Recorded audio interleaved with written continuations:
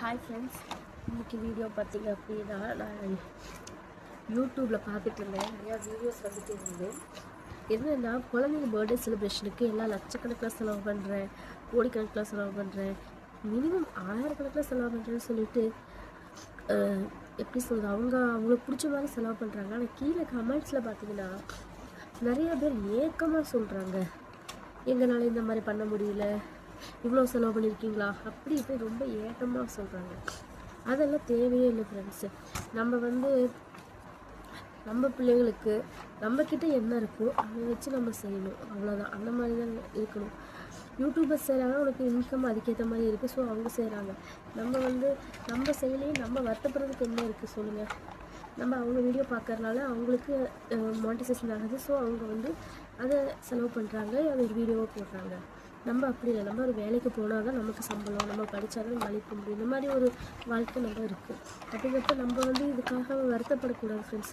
இப்போது எங்கள் பையனுக்கு போன மாதம் பிறந்த நாள் வந்துச்சு. அவனுக்கு துணி பார்த்தீங்கன்னா எவ்வளோக்கு எடுத்து தெரியுங்களா? 500 ரூபாய்க்குள்ளே தான் எடுத்தேன் என் பையனுக்கு. கிட்டத்தட்ட கரெக்டாக சொல்லணுன்னா ஒரு 300 ரூபா தான் என் தம்பிக்கு பர்த்டே ட்ரெஸ்ஸு, சரிங்களா? ஆனால் அது பார்த்தா அவ்வளோ ஒரு ராயல் லுக்காக இருந்தான். ஆன்லைனில் தான் வாங்கினேன். ஆனால் பர்த்டே செலிப்ரேஷன் எங்கே பார்த்தீங்கன்னா முதியோர் இல்லத்தில். நான் வீடியோ போட்டிருப்பேன், முதியோர் இல்லத்தில் செலிப்ரேட் பண்ணணும். மார்னிங் சாப்பாடு பிரேக்ஃபாஸ்ட்டு மட்டும் ப்ரொவைட் பண்ணணும். ஏன்னா லன்ச்சு டின்னருக்குலாம் ஆல்ரெடி புக்குடு. இதுவே நான் போன வருஷம் புக் பண்ணி வச்சுட்டேன்.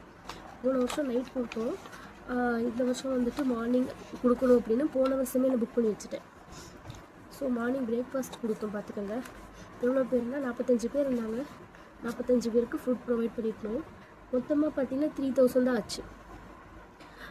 வண்டி வாடகை எடுத்துகிட்டு போகிறதுக்கு அதெல்லாம் சேர்த்து ஒரு 5000.